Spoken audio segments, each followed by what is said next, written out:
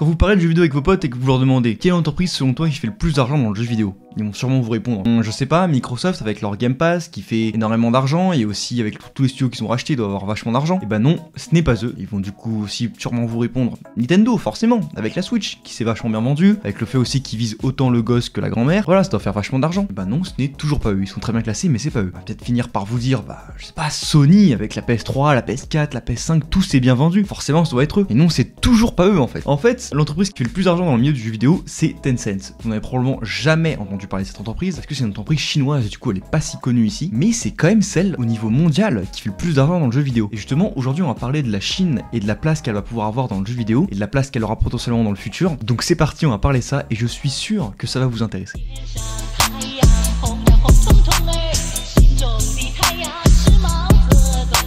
Donc comme vous l'avez compris dans l'intro, on va parler de Tencent, parce que comment dire que c'est un géant en Chine, c'est une énorme société. Regardez, on va s'amuser à voir tout leur département, ce qu'ils font en Chine, et bordel de merde, regardez, il y a plein de services.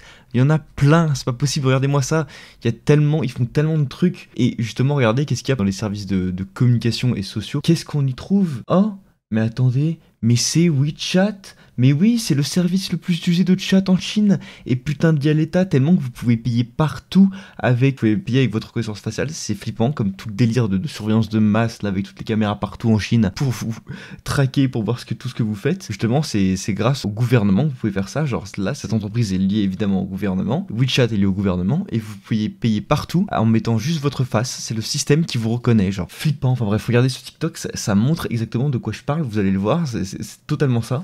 Face recognition payment in China. This is something that will scare a lot of Westerners, but this is a norm in China now. You don't need your card, you don't need to bring your phone, you just need to scan the item you want to buy and the machine will scan your face. Then the money is deducted from your Alipay or WeChat Pay.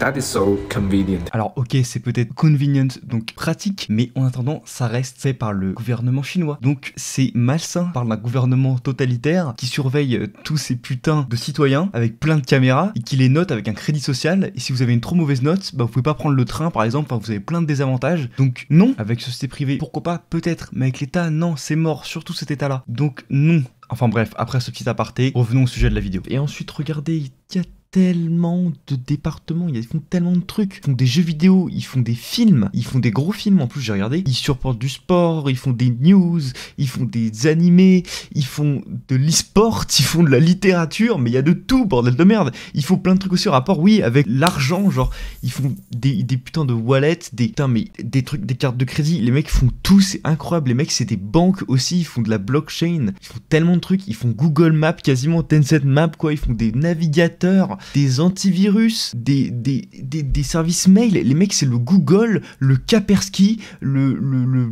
Boursorama, le caisse d'épargne, j'en sais rien, de Chine, quoi. Genre, ils font tout quasiment en Chine, c'est insane. L'entreprise est énorme.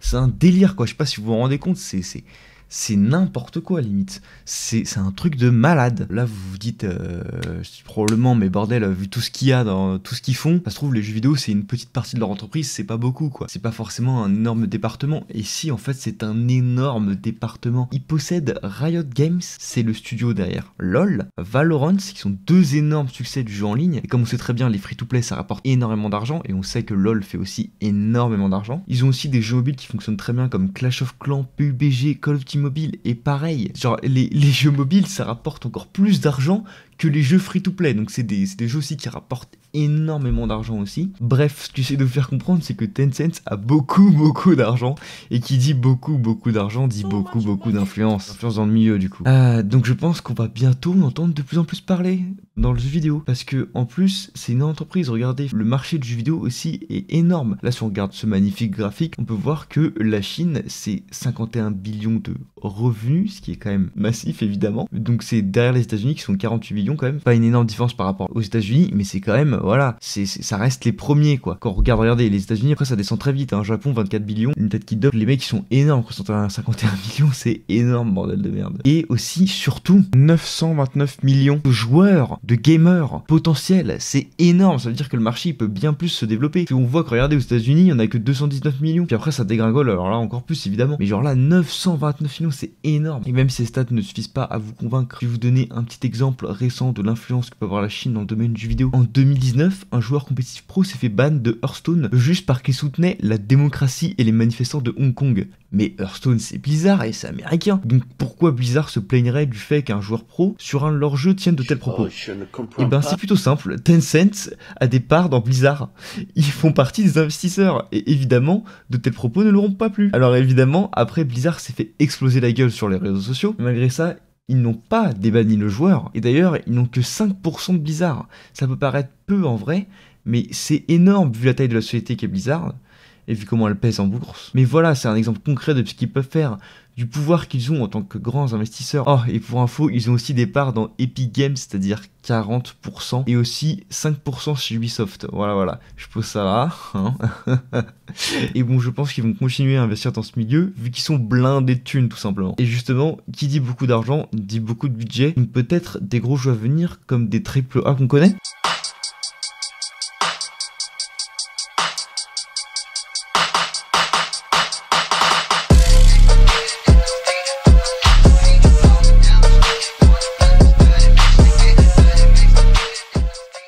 Bon, donc les jeux vidéo chinois vont devenir un futur potentiel grand acteur du jeu vidéo. En tout cas, ce que veulent sûrement beaucoup d'entreprises de jeux vidéo chinoises, car depuis 1 à 2 ans, on a de plus en plus d'annonces de gros jeux vidéo chinois. Ça vous dit de voir à quoi ça ressemble? Et bien justement, dans cette partie, je vais vous présenter quelques jeux chinois qui ont l'air d'avoir un gros potentiel et qui pourraient vous intéresser. Donc c'est parti, on commence avec Faith of Descent Hereafter, un action RPG où on est jouant un guerrier qui doit protéger son village de nombreuses menaces. Le titre s'inspire pas mal de la mythologie chinoise, qui veut dire qu'il y aura pas mal de monstres et de créatures de la mythologie chinoise, et que je trouve carrément plutôt stylé, personnellement, et assez original vu qu'on connaît pas du tout cette culture. Et justement, pour moi, c'est un des points forts des jeux chinois, c'est qu'on ne connaît pas la culture chinoise, et du coup, forcément, on va faire des découvertes. Ça a l'air d'être un jeu assez couloir, ce qui pour le coup a pas l'air tellement d'être un défaut, vu que ça a l'air plutôt bien scripté et bien mis en scène, et comme on peut le voir là maintenant on a des scènes de gameplay assez originales quoi, de monter sur les arbres comme ça a l'air plutôt fun. C'est un sorte de beat'em all avec des contes qui ont l'air plutôt assez importants comme dans Batman. Le héros a aussi des super pouvoirs qui font des coups plutôt stylés faut le dire. D'ailleurs les graphismes n'ont pas l'air exceptionnels non plus, surtout les animations, mais c'est quand même vraiment pas mal. J'aime bien la direction artistique, ça a l'air vraiment joli par moment. Du coup ça ressemble plutôt à un jeu classique comme on en connaît pas mal quoi. Mais ça donne plutôt envie tout de même, parce que ça a l'air d'être un bon jeu. Mais bon, je peux rien vous dire de plus. Et ouais, parce que c'est tout ce qu'on sait, on n'a même pas de date de sortie. Et c'est ça le problème avec les jeux vidéo chinois, c'est qu'on a très peu d'infos, quasiment aucune communication. Donc il y a pas mal de jeux comme ça qu'on attend sans trop avoir d'informations. Donc ça c'est quand même plutôt problématique, on va pas se mentir, hein, c'est carrément relou, hein, parce que... c'est beau de faire des super gameplays comme ça, des super cinématiques, des super trailers, mais derrière, ça veut rien dire quoi, on en a aucune idée de ce que ça vaut. Du coup, je pourrais vous en présenter plein d'autres jeux, mais je vais pas le faire, parce que ça sert à rien de vous présenter des jeux qui pourraient ne pas sortir. Du coup, je vais vous présenter un seul autre jeu, et puis après on passera à la partie 3 qui sera très intéressante, vous allez voir, moi ça m'a beaucoup surpris ce que j'ai découvert. Du coup, passons au jeu suivant. Alors du coup on part sur Black Myth Wukong. Lui, vous avez entendu parler de lui parce que pour le coup il est plutôt bien médiatisé. C'est un RPG d'action beat'em all qui se base sur la légende chinoise du singe pèlerin qui fait route vers l'Inde et qui peut voler grâce à un nuage magique. Et qui se défend à l'aide de son bâton magique. Ça fait pas mal de choses. Et ben oui, parce que tout cet univers, toute cette histoire est basée sur le bouquin La pérégrination vers l'ouest de Wu Chengheng. Et oui, c'est bien le même bouquin qui a inspiré le créateur de Dragon Ball. Donc déjà un univers qui du coup doit être bien solide vu qu'il se base sur un bouquin déjà existant et ancien. De plus, de ce que j'ai vu sur le jeu, les développeurs essaient de développer un véritable scénario. Donc sur ce point, ça a l'air très qualitatif. Et bon, là je suis désolé pour l'autre jeu qui avait l'air quand même pas mal cool, mais rien qu'à la première minute de gameplay, on se rend compte que ça n'a rien à voir. Les graphismes sont magnifiques, plus beaux que sur certains jeux, ça sent le gros AAA qualitatif, ça sent plutôt bon, on va pas se mentir quoi. Tout paraît propre, les animations, le doublage, le sound design, la mise en scène. Enfin en tout cas, moi j'ai bien envie de tester ce fameux jeu. Et c'est pas tout parce qu'en plus, moi s'il y a bien un truc qui me saoule dans les jeux solo, c'est souvent que c'est assez répétitif, on va pas se mentir.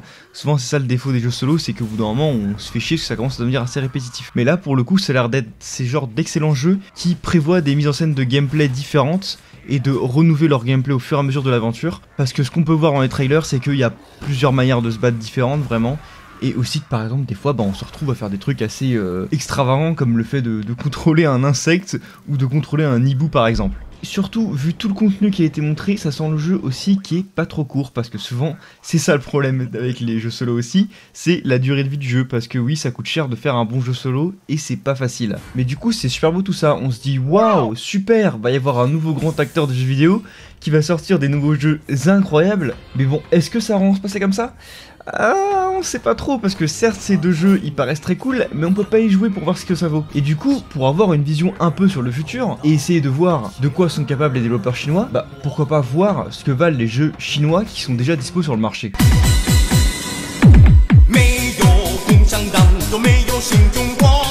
Du coup, pour essayer d'avoir une sorte de vision du futur, j'ai essayé de trouver les jeux vidéo chinois qui avaient l'air cool, et je les ai essayés. J'ai donc sélectionné Xuran Sword 7, waouh, c'est impossible à dire, hein, voilà.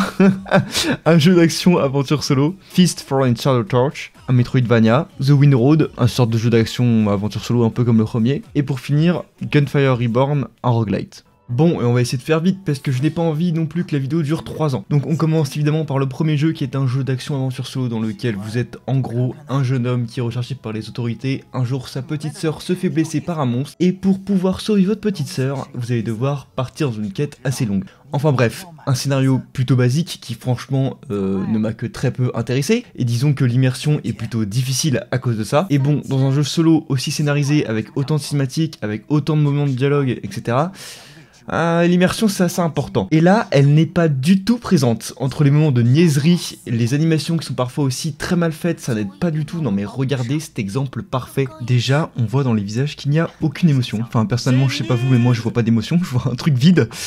Et waouh, le seul truc qui a montré qu'il y a de l'émotion, c'est le fait qu'elle baisse le visage. Mais waouh, je suis tellement immergé dans le jeu. Non mais putain.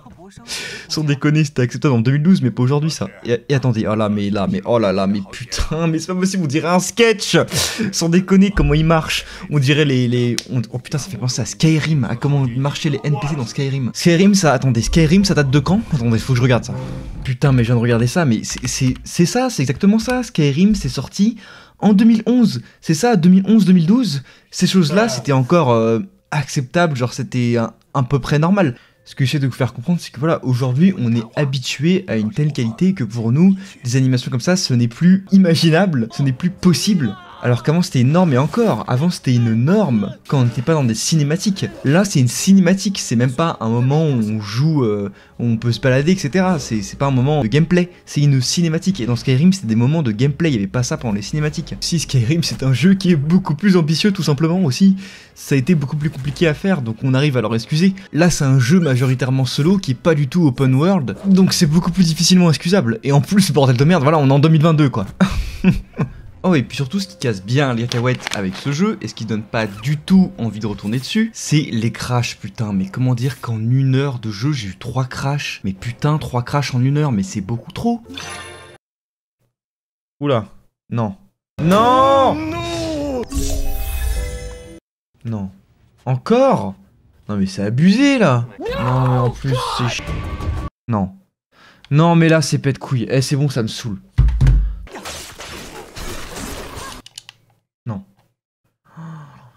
Eh mais sérieusement là, putain. Eh vas-y, ça me casse les couilles, je relance pas le jeu. Bon voilà, vous avez bien pu voir à quel point ça peut être relou. Hein. Et bon, vous vous dites peut-être que le gameplay rattrape tous ses défauts. Eh ben non, le gameplay, franchement, il est pas fou. Hein, y a différents styles de combat, mais ok, ils sont quasiment inutiles en fait, parce qu'ils apportent quasiment rien. Des capacités spéciales qui sont utiles, mais on en fait vite le tour. Des parades, des esquives qui sont assez basiques, qu'on utilise de manière assez facile. Alors ça paraît sympa quand on regarde, mais je vous assure que manette en main, c'est pas dingue. Et c'est très répétitif. Bref, trop de défauts qui font qu'on n'a pas envie de le finir, notamment les crashs à répétition. Enfin bref, assez grosse déception pour le coup, surtout que je m'attendais à un jeu assez bon. Vous les reviews sur internet, ils sont généralement plutôt positives. Bon franchement, si je devais lui mettre une note, même si j'aime pas ça, je lui mettrais aux alentours de 10 sur 20, pas plus hein, je pense, hein, voilà. Bref, passons au jeu suivant, qui j'espère ne sera pas aussi décevant. Alors, Fist for a Shadow Torch. Alors déjà, le titre est assez marrant, je trouve, et original. Ça a l'air plutôt cool. Dans le jeu, vous incarnerez un lapin armé de son bras géant qu'il utilise pour se battre, et vous allez essayer de sauver la ville. Enfin bref, dans celui-ci, on s'en fout clairement pas mal du scénario.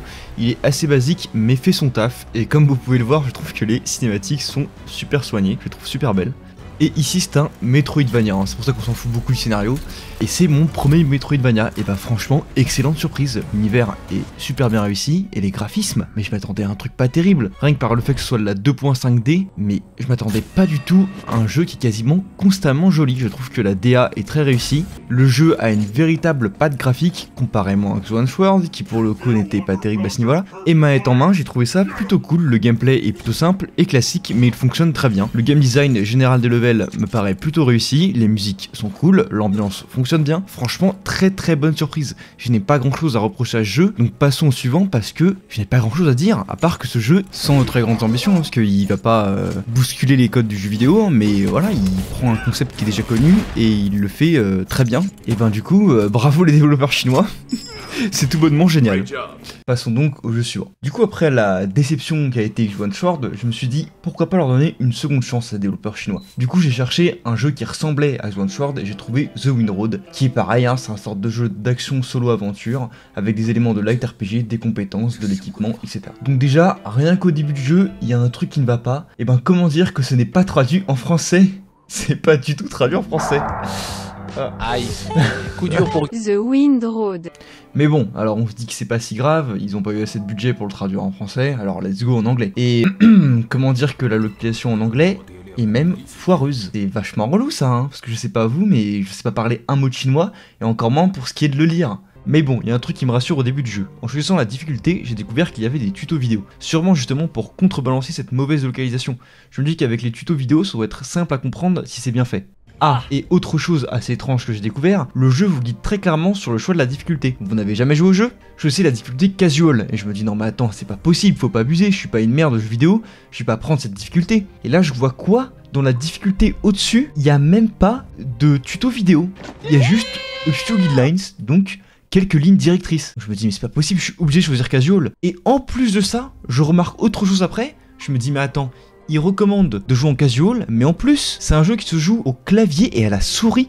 Pour un jeu action-aventure avec un mec qui a une épée, c'est des contrôles qui sont vachement bizarres. Donc je me dis, oula, ça risque d'être compliqué, ça risque d'être pas du tout comme les jeux auxquels je suis habitué. Du coup, je me dis, bah, je vais choisir casual, quoi, j'ai pas le choix, quoi. Il y a un moment, voilà, quoi, let's go. Et pour le coup, j'ai eu plutôt raison, car il y a des petits tutos vidéo pour les mécaniques de jeu qui sont super bien faits. Même si c'est en chinois et pas traduit du tout, on arrive à peu près à comprendre, parce que justement, c'est un tuto vidéo où le montage est plutôt bien fait. Après, parfois, on comprend rien, je vais pas vous mentir. On comprend pas tout le temps tout, mais bon, grâce à ça, j'ai réussi à comprendre globalement plutôt bien le jeu. Et là, je me dis, bah bravo, c'est cool, ils sont malins les mecs. Ils ont pensé au fait qu'ils n'avaient pas assez de budget pour traduire leur jeu, du coup ils se sont dit qu'ils allaient faire des petits tutos vidéo pour essayer de faire en sorte que ce soit accessible au plus grand nombre. Et bah comment dire que plus que j'avance dans le jeu, plus je me rends compte que c'est pas ça du tout. Parce qu'en fait, en putain de 6 heures de jeu environ, durant lesquelles je me suis fait bien chier parce que c'était beaucoup trop facile, en fait je pense que les développeurs ici prennent les joueurs pour des teubés, c'est pas possible. Parce qu'au début il y a bien écrit qu'il faut faire une run entière pour faire le jeu rien qu'en beginner. Donc on nous prend vraiment pour des gosses qui savent pas jouer, parce que sans déconner, le jeu est un jeu d'enfant. Et surtout c'est vraiment con, parce que si vous choisissez pas cette difficulté, mais vous allez rien comprendre au jeu. Vous allez pas avoir les petits tutos pour vous aider. Ben non, pas du tout, c'est totalement faux. Qui est l'enculé de teubé qui a écrit ça pour les difficultés? Parce que j'ai essayé de relancer une run en mode normal, donc sans tuto vidéo comme dit au début. Ben non, pas du tout. Parce que oui, en mode normal, il y a tous les tutos vidéo. Non mais pourquoi? Vous êtes graves les développeurs, il y a personne qui essaie de jouer à votre jeu quand vous l'avez fini ou quoi? C'est la moindre des choses, putain, je sais pas, tu te fais chier à développer un jeu vidéo quand il est fini, tu l'essayes au moins, t'en as même envie. Comment vous avez pu passer à côté de ça? Non mais parce que là vous avez littéralement pissé vous-même sur votre propre jeu. Le jeu est nul à chier en mode facile quoi, j'avais aucun effort à faire. Je bourrinais le bouton pour attaquer et je gagnais à chaque fois. C'est que vers plus de la moitié du jeu qu'il y a eu un minimum de difficulté et jamais je n'aurais relancé en mode normal ou encore fait plus de la moitié du jeu si je ne faisais pas ça pour YouTube. Là je me suis forcé à jouer plus au jeu pour vous donner un bon verdict. En temps normal j'aurais joué quelques heures et j'aurais abandonné le jeu. Mais là vous vous dites peut-être, mais oui Nicolas, mais t'abuses, la difficulté ne fait pas tout. Ben si pour ce jeu. Si, parce que justement, en dehors des combats, qui sont franchement sympas mais pas dingues, on en fait vite le tour, y a rien de bien. Même en plus du fait que ce soit pas ouf, de toutes les phases hors combat, y a même des trucs chiants, comme des trucs à la con, Comme le fait que pour ouvrir votre putain de map, au lieu d'appuyer sur la touche, je sais pas, virgule, comme dans n'importe quel jeu vidéo sur PC, bah non, faut faire tab, puis sélectionner la map dans votre inventaire, trouver la map, cliquer sur use, et ensuite galérer à vous repérer parce qu'ils sont pas foutus de mettre un putain de flèche sur notre logo qui nous géolocalise pour savoir où on va. Non mais même sur Google Maps, il y a cette putain de fonctionnalité quoi. Et c'est pas tout parce que vous voulez vous repérer par rapport à un point de repère sur la carte, ben bonne chance parce que tout se ressemble. Du coup les points de repère sont souvent totalement inutiles. Et c'est pas tout aussi parce que vous allez essayer de vous repérer et vous allez avoir Jean-Michel PNJ qui va vous gueuler dans les oreilles de votre casque là. La même phrase qui répète toutes les 5 secondes. Non mais ta gueule, ferme ta gueule, putain. Pourquoi on peut pas tuer les PNJ dans le jeu, merde.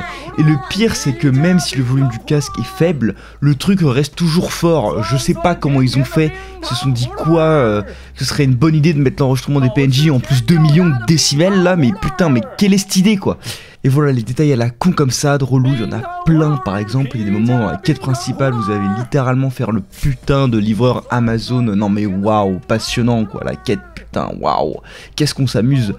Et puis le scénario est vraiment what the fuck, en plus avec l'anglais plutôt complexe qui est utilisé, ça aide pas. Et il y a un vrai côté nanar, mais c'est drôle 2 secondes, ça aide pas à s'immerger et du coup on se fait vite très chier.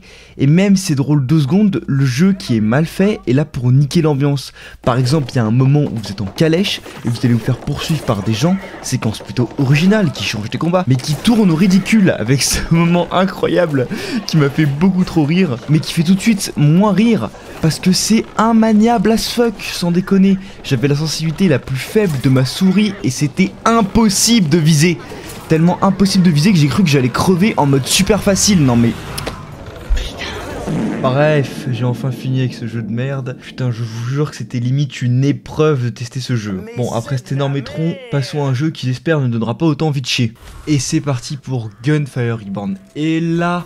c'est le soulagement, putain, un bon jeu, un excellent même. Bon, globalement c'est un petit roguelike, donc pour ceux qui savent pas, en gros vous allez sélectionner un de ces petits amis trop mignons, qui ont chacun un sort d'ultime, une capacité secondaire et des statistiques différents. Vous aurez le choix de jouer 6 persos différents, ce qui je trouve est un chiffre vraiment raisonnable, surtout quand on voit le prix qui est seulement de 17 €. Et vous allez à chaque fois vous lancer dans une quête où vous allez passer de monde en monde avec à chaque fin de monde un boss, qui dit nouveau monde dit évidemment de nouveaux ennemis, un nouveau bestiaire qui sont évidemment plus difficiles à vaincre. Et pour vous aider à vaincre ces petits monstres tout mignons, vous allez trouver des armes qui drop parfois, mais aussi des parchemins qui vont vous améliorer à chaque fois que vous trouverez une salle secrète par exemple. Et à chaque fin de niveau, vous trouverez aussi un coffre qui vous donnera une amélioration sur votre personnage, comme rendre sa capacité principale plus puissante par exemple. Cependant, vous ne le garderez pas lors de votre prochaine run. Du coup, ce que vous allez garder uniquement quand vous mourrez à la fin de votre run, ce n'est non pas de la moulaga, mais des âmes, qui vous permettront d'améliorer votre perso cette fois-ci de manière définitive. Et c'est comme ça que vous allez progresser dans le jeu avec un petit arbre de compétences. Voilà en gros comment fonctionne ce petit roguelite.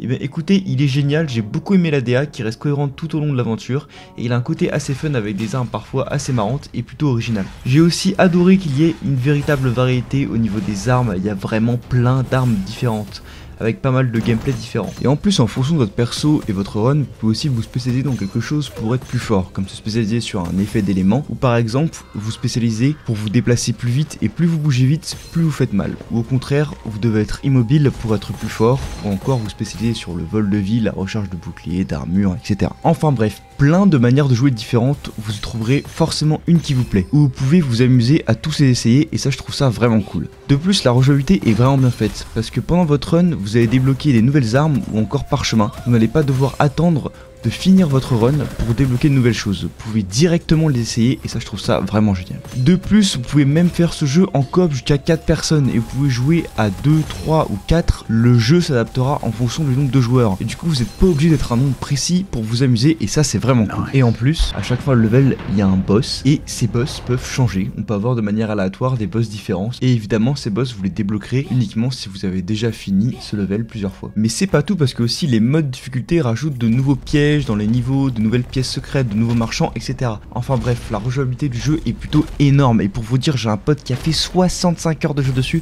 et il a toujours pas tout débloqué. Mais en plus d'être énorme, elle est bien faite. Donc que dire sur ce jeu? C'est simple, pas prise de tête, fun, bien pensé. C'est un excellent jeu tout simplement quoi. Franchement, on peut le noter de banger sur 20 quoi. Bon, après toutes ces recherches et ces tests de jeux vidéo chinois, qu'est-ce qu'on peut en conclure? Est-ce que les jeux vidéo chinois vont réussir à avoir une réelle importance dans le marché du jeu vidéo? Bah franchement je doute pas mal, autant pour le côté du petit jeu indé comme on a vu avec Fist et Gunfire Reborn, ça j'y crois réellement qu'ils vont commencer à avoir une réelle place importante dans le milieu du jeu indé, parce que c'est des jeux qui sont globalement très réussis. Mais pour autant du côté AAA et AA, j'ai de gros doutes, et méfiez-vous parce que vous allez sûrement tomber sur des trailers de jeux vidéo chinois qui donnent envie, mais derrière c'est sûrement éclaté ou pas terrible, et je pense qu'on risque d'en voir de plus en plus, pas uniquement parce que c'est un marché avec plein de potentiels consommateurs comme on l'a vu, mais aussi parce que c'est beaucoup plus simple à faire aujourd'hui. Aujourd'hui il est possible de faire un jeu sans avoir aucune connaissance en dev, sans savoir faire une seule ligne de code, c'est possible. Alors évidemment si vous voulez faire un jeu réellement abouti vous allez devoir coder, mais bon le fait de pouvoir faire un petit jeu sans savoir faire une seule ligne de code, bah putain ça montre qu'il y a vraiment beaucoup moins de choses à programmer, donc beaucoup de temps gagné. De plus tout est beaucoup plus facile à prendre en main aujourd'hui, et en plus il y a plein de tutos sur internet pour vous aider, alors qu'avant il y en avait très peu. Juste pour vous donner une idée, voici ce qu'un mec a fait en une semaine, et c'est pas du tout un expert, c'est un gars qui connaissait pas grand chose, qui ne savait pas comment faire au début. Alors oui, son jeu ressemble à pas grand chose, c'est pas exceptionnel, mais en une semaine c'était totalement inimaginable il y a 10-15 ans. Et regardez ce gars tout seul qui a fait ce jeu en 17 jours, et là vous vous dites mais waouh, ce jeu en 17 jours, mais incroyable, et tout seul c'est un truc de malade. Mais bon, je vais vous montrer la réalité qui se cache derrière, et comme ça vous direz pas de grosses âneries dans mes commentaires. Parce qu'en fouillant un peu pour savoir comment le mec s'était démerdé pour développer un truc aussi ouf en 17 jours, et ben on se rend compte qu'en fait il a pas fait grand chose. En fait aujourd'hui avec les moteurs de jeu, comme par exemple Unity ou l'Unreal Engine, il existe des marketplaces, qui sont des endroits où vous pouvez acheter par exemple des cartes / niveaux entièrement faits de A à Z, donc totalement texturés, avec les hitbox, avec du game design, tout ça, enfin bref, donc vous n'avez rien à faire, vous pouvez les prendre et vous n'avez rien à faire, vous avez des niveaux préfaits avec la carte entièrement faite, c'est très long de faire un niveau de jeu vidéo, des personnages jouables, faits aussi de A à Z, déjà animés, déjà read, déjà texturés, avec un script pour les contrôler, parce que oui, il faut faire du code pour pouvoir contrôler les personnages, des animations pour tous ces personnages, parce que quand il achète parfois des animations, celles-ci ne sont pas incluses, et donc il va pas les faire lui-même quand même, voyons. Enfin bref, en tout le mec a acheté 17 extensions, donc 17 extensions préfaites via le marketplace pour un petit jeu / démo aussi court, c'est énorme, le mec n'a quasiment rien fait. Alors c'est bien parce que lui il l'assume, mais bon, vu que sur internet les gens parfois se renseignent pas trop, on voit parfois des vidéos où les mecs sont choqués qu'il ait fait ça en 17 jours, mais en réalité avec tout ce qu'il a acheté, et donc tout ce qu'il n'a pas fait dans le jeu, ça n'a rien d'impressionnant franchement. Et ce qui est drôle, c'est qu'il suffit de faire un tout petit peu de recherche pour voir que lui-même le dit sur sa page Steam. C'est un jeu de zombies à la 3ème personne, ennuyeux et sans intrigue. Donc lui-même assume que le jeu est pas ouf et qu'il en est pas particulièrement fier. Enfin bref, donc vous le comprenez, ce jeu n'a rien de fou, vu que le mec en fait, dans le jeu, il a fait quoi, 10% du jeu, même pas. S'il avait pas acheté tout ça sur la marketplace, ça lui aurait pris mais énormément plus de temps, ça aurait été totalement impossible pour lui en 7 jours, mais totalement impossible. Méfiez-vous vachement avec les jeux vidéo chinois que vous verrez passer dans le futur, surtout s'ils sont ambitieux. Et pour le coup, je pense que c'est pas tous les développeurs chinois qui assument ça. Lui, il l'assume à 100%, mais je pense que certains le cachent. Cette pratique montre à mon avis une certaine incapacité de faire des jeux de A à Z, et bon du coup on va pas se le cacher, mais c'est pas très rassurant pour les prochains jeux qui sont prévus. Et puis surtout pour les 2 jeux les plus ambitieux que j'ai testés, qui sont les plus durs à développer, bah c'était foireux quoi. Donc certes les jeux vidéo sont plus simples à développer, les outils nous permettent d'aller bien plus vite, mais du coup on en profite pour faire des jeux de plus en plus ambitieux, et du coup on se retrouve à prendre autant de temps pour faire un jeu, voire plus de temps parfois. Donc évitez d'être trop hypé par les prochains jeux chinois dont vous entendrez parler, parce que c'est pas sûr que ce soit des dingueries. Après j'émets une réserve pour Black Myth Wukong, parce qu'il est médiatisé et soutenu par des grosses boîtes comme Sony et Nvidia. Donc déjà ça peut pas rien dire. Et bon, je me suis un peu intéressé au développement et les mecs ont l'air assez déterminés. Pour vous dire, ils ont fait quelque chose qui m'a fait pas mal rire. Les mecs ont fait un système customisé de motion capture avec des chats pour avoir des animations de malade, avec le perso principal qui est un singe, les autres protagonistes dans l'aventure qui sont souvent des animaux. Et non seulement pour faire son propre système de motion capture c'est compliqué, c'est galère, mais en plus le résultat a l'air bon. Donc quand même chapeau pour ce point. Donc Black Myth Wukong, lui, pourrait peut-être être un futur très bon jeu, mais attention, ça a vraiment l'air d'être une exception. Dans les autres jeux vidéo chinois assez ambitieux dans le type AA ou AAA, ça a l'air dans la majorité des cas autant foireux que ceux que j'ai essayé. Donc méfiez-vous encore une fois. Et pour finir, après ces tout petits chats tout mignons, j'ai vraiment apporté un point qu'on a esquivé pendant la vidéo qui n'est pas du tout mignon pour le coup, c'est que qui dit jeux vidéo chinois dit soutenir en quelque sorte indirectement la Chine. Alors certes, c'est un peu con ce que je vous dis, car vous soutenez tous l'économie chinoise, et donc le pays sans s'en rendre compte, vu que vous achetez des produits chinois tous les jours, c'est inesquivable. Vu que l'énorme majorité des produits dans le commerce sont fabriqués en Chine. Mais bon, si comme moi vous n'aimez pas le régime qui est une putain de dictature, ben du coup vous pouvez éviter d'acheter des jeux vidéo chinois parce que franchement en dehors des jeux indés vous loupez rien. Enfin bref, voilà, conclusion un peu décevante, moi je m'attendais à pas mal de fun de ces jeux chinois, mais je suis pas mal déçu, sauf pour les découvertes indés fortement qualitatives. Oh et puis vous pouvez aller sur le site dont j'ai parlé durant ma dernière vidéo aussi si vous voulez les avoir sans soutenir la Chine. Même si c'est pas très légal, enfin voilà, bref, c'était le forçage pour que vous alliez voir ma première vidéo au cas où vous ne l'avez pas vue. Merci d'avoir regardé celle-ci, on n'oublie pas évidemment le pouce, l'abonnement, etc. Et surtout si vous avez des critiques constructives à faire, n'hésitez pas parce que c'est ma deuxième vidéo quoi, je débute. Ah et si vous êtes resté jusqu'ici, n'hésitez pas à vous manifester en faisant caca dans les commentaires parce que ça fait plaisir que vous ayez tout regardé. Enfin bref voilà, et aussi parce que c'est rigolo. Voilà. À dans 2 semaines.